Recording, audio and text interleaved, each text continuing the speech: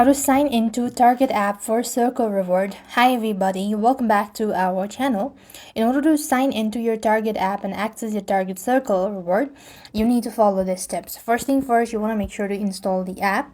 So I'm just going to quickly install it. So what you could also do is you can simply use the browser as well. So type in Target onto the web address bar. Either way, the procedure is going to remain the same. So tap onto the first link that pops up, and here you just want to make sure to tap onto the profile at the very top right and tap onto the sign in button and log into your account, entering your credentials.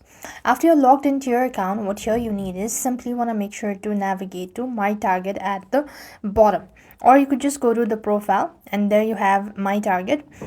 And as soon as you tap onto this, you will then be taken to the next page where you just have to go and select Target Circle section. This will open up your personal dashboard where you can view available deals, bonuses, and your current reward balance as well.